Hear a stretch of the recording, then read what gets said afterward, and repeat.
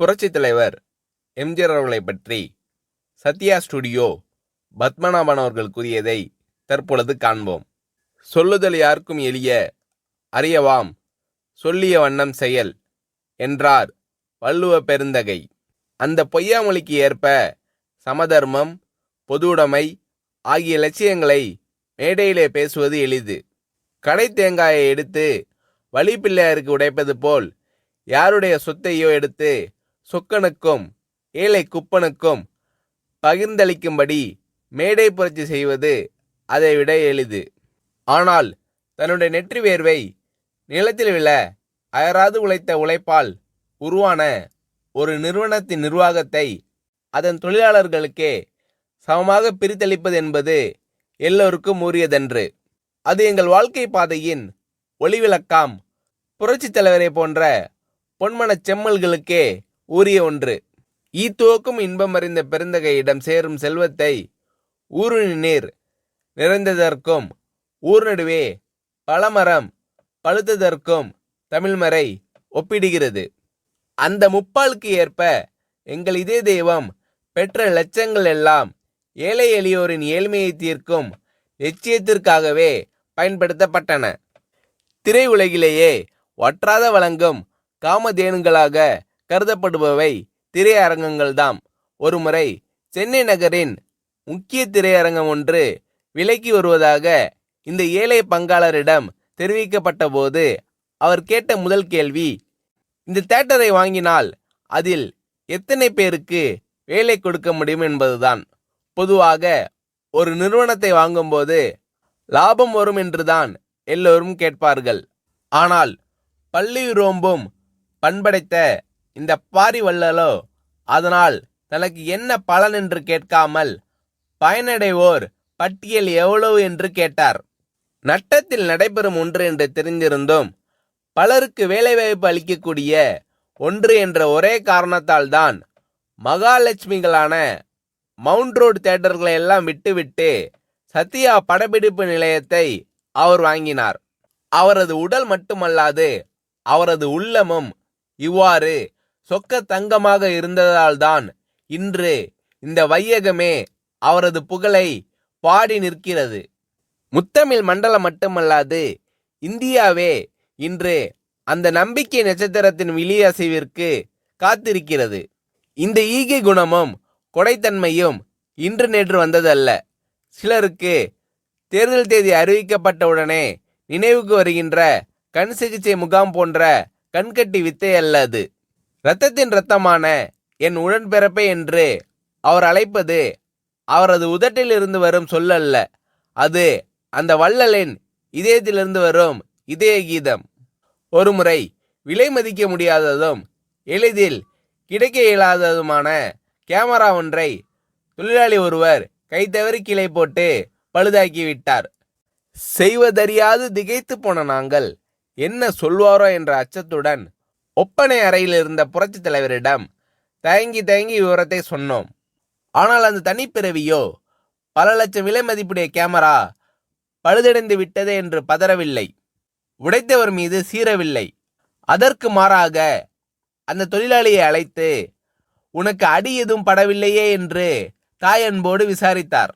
பயப்படாதே, ரிப்பேர் செய்து கொள்ளலாம் என்று சிரித்த முகத்தோடு தட்டி கொடுத்து அனுப்பினார். பிறகு எங்களை நோக்கி, மதுரைக்கு வயதாகிவிட்டதல்லவா, அவரை கனமான கேமராவை தூக்க சொல்லலாமா, இனி யாராவது ஒரு இளைஞனை அவருக்கு உதவியாளராக அமர்த்துங்கள் என்றார். அச்சத்தோடு அந்த அறைக்குள் நுழைந்த நாங்கள் அச்சடித்த பதுமைகளாக அதிசயத்து நின்றோம். இப்படிப்பட்ட இதய கீதங்களை 27 ஆண்டுகளுக்கு மேலாக அருகில் இருந்து சுவைக்கும் பெரும்பேறு பெற்ற சிலரில் நானும் ஒருவன். ஈரோட்டு வெண்தாடி வேந்தரின் வீட்டில் கட்டி தயிர் உண்டு வளர்ந்த செல்ல பிள்ளையான நான் அவருடைய அரசியல் வாரிசான பேரறிஞர் அண்ணாவினால் பத்மநாபா என்று அழுத்தமாக அழைக்கப்பட்டு கரிமுட்டை லாரியில் உடன் சென்றும் உடை துவைத்தும் பணிவிடை செய்த தொண்டன்.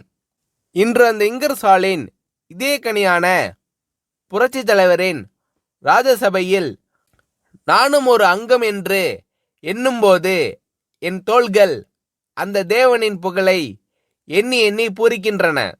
இதழ்கள் என் தலைவனின் புகழ் பாடி பாடி துடிக்கின்றன. இமைகள் அந்த சான்றோனின் தரிசனம் கண்டு கண்டு கழிக்கின்றன. ஏனெனில் என் தலைவனின் அத்தாணி மண்டபத்திலே நித்தில குவியல்களுக்கு மதிப்பில்லை. என்றும் நிலைத்து நிற்கும் நீதிக்குதான் மதிப்பு.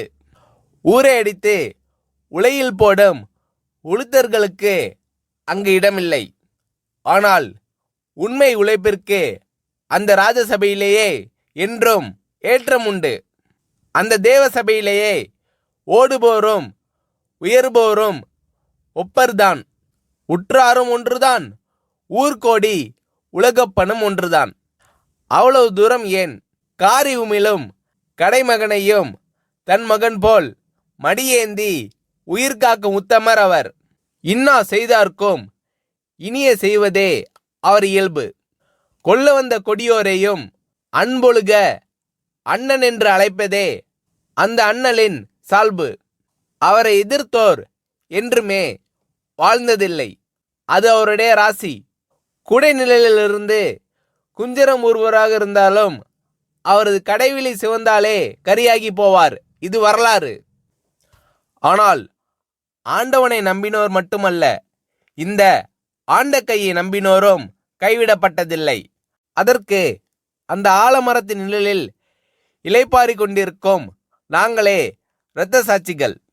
சிகாகோ நகரத்து வீதிகளை சிவப்பாக்கிய மேதின வீரர்கள் கூட குறிப்பிட்ட நேர உழைப்பு, அந்த உழைப்பிற்கு ஏற்ற ஊதியம் என்றுதான் ஆர்ப்பாட்ட போர்ப்பாட்டு பாடி சென்றார்கள்.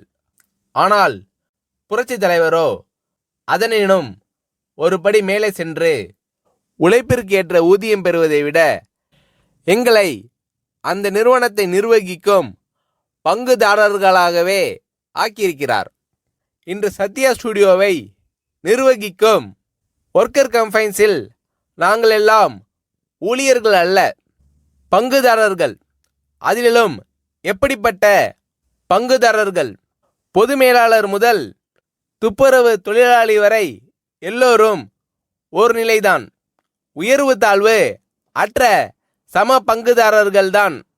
இந்திய துணைக்கண்டத்திலேயே ஏன் உலகம் முழுவதிலும் தொழிலாளர்களை சம பங்கு நிர்வாகிகளாக இருந்து நடத்தும் ஒரே படப்பிடிப்பு நிறுவனம் சத்யா ஸ்டுடியோ ஒன்றுதான். காரணம், அது ஒரு சாதாரண மனிதருக்கு சொந்தமானதில்லை.